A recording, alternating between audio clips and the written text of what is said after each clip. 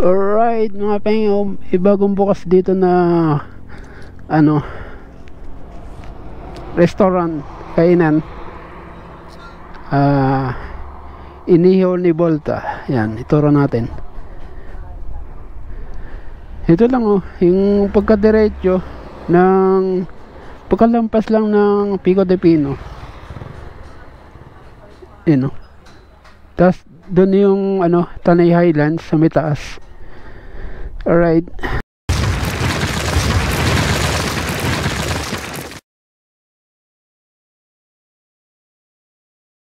What's up mga pengo? So for this vlog is food trip muna tayo. Dito tayo sa Tanay sa Inihaw ni Volta. And yan na, yun ang mga menu niya. And hindi ko pa yan natingnan. At nag-aayos na sa pagkain. So in order natin ay chicken inasal. And ano yan na, pag in order nyo yung chicken inasal, ano na siya, ano, Andy rice na, and sa halagang 125 pesos meron ka na Andy rice. So mura na, worth it. Tapos malaking chicken, and may chicken oil pa yun, para kang kumain sa Mang Inasal, legit na legit. Saka may daon pa, at pwede pang magkamay, no? Ayan, no? Kaya yung pagka-Andy rice na, tas malaki yung chicken, sakto. Lalo na matipid kang kumain ng ano,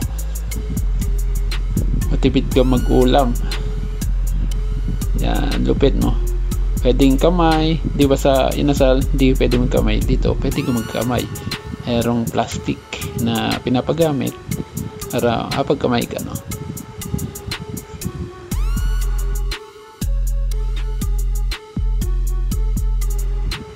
Yon, alright mga pengo. So paubos na yung ating pangalawang rice, and nung time na yan umorder na ako ng extra rice na isa pa. Ano yan, yung kumain ako dyan, gutom ako, hindi ako nag-almusal. So 11 AM na, bali lunch ko yan, no?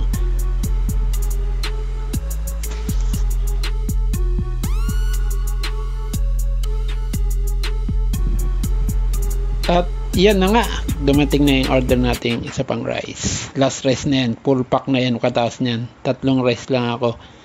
Di gaya na dati na nakaka-anim tayo na rice sa Mang Inasal. So ngayon ko lang nalaman, at kabubukas lang nitong restaurant nila. Ang pangalan ng restaurant is Inihaw ni Volta. So kung galing kayong baba, galing kayong Boso-Boso, lampas lang ito ng Pico de Pino, at makikita nyo na yung ating restaurant na kinainan. And yung tignan nyo, madami pang ulam, pwede pang maka 4 na kanin.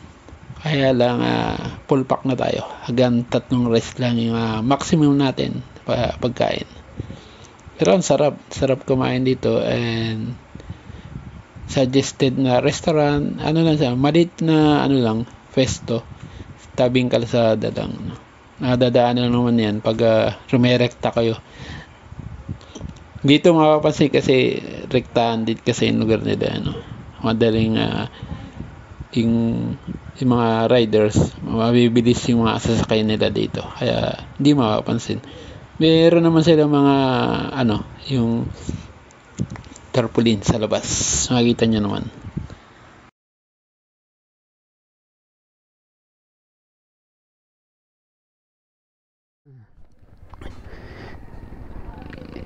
Ang kinagusto ko rito mga penyo, yung kay Inihaw ni Volta, yung inasal, tapos only rice, nakatatlong rice tayo, no? Dito lang, oh, malapit lang.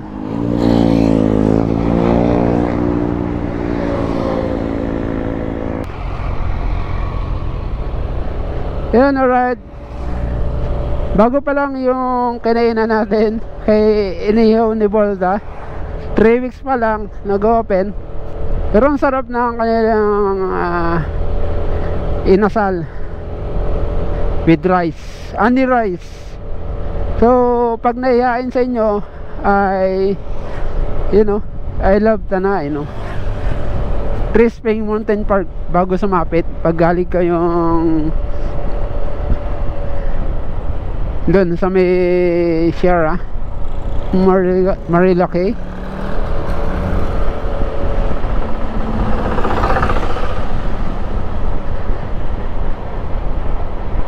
kinugusto ko yung Andy Royce, gutom ako, kaya nakaka-3 rice tayo.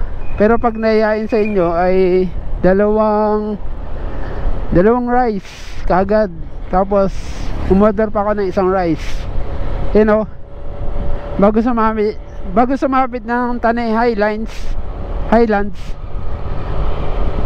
at Sierra Madre Restaurant or Sierra Madre Resort. Bago sumapit doon na sila kay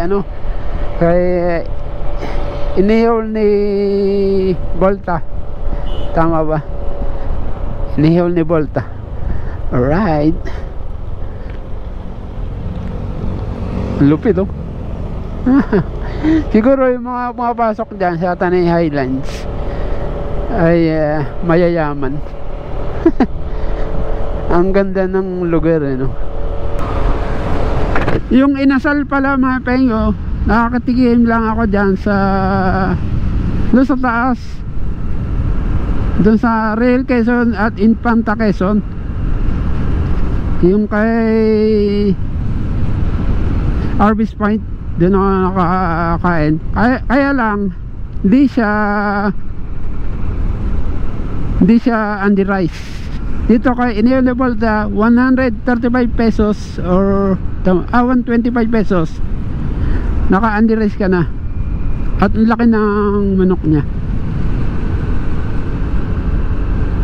Pag regular lang naman 99 pesos, pero one rice lang.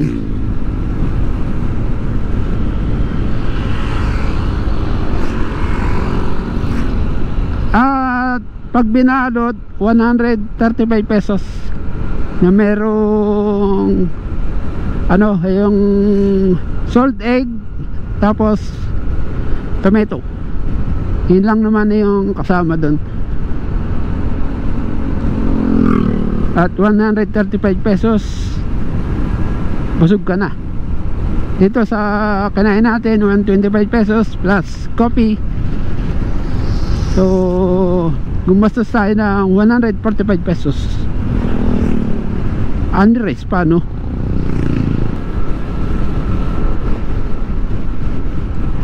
Lamig ang panahon, mga pengo. So you must try it. Dun sa kinainan natin, yung kinakainan natin is quality.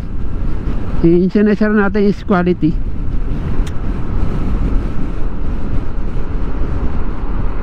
Pero meron tayong video.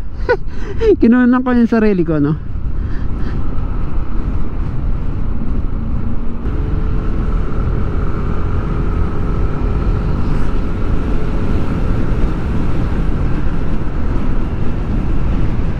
Ayun na nga,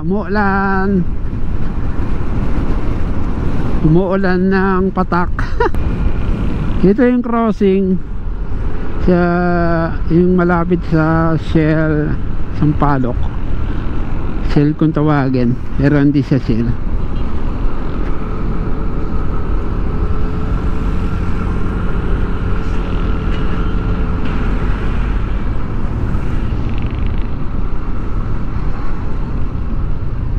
Bababa tayo ng Tanay Bayan.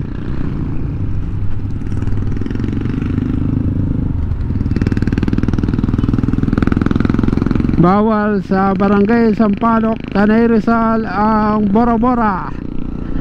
Yung maingay ang muffler. Yan, maingay itong tricycle. So bora-bora.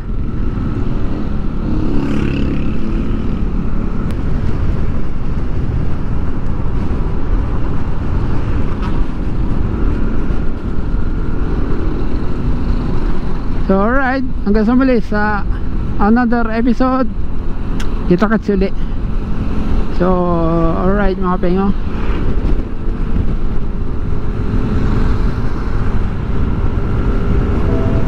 stay safe and ride safe always. Bye bye.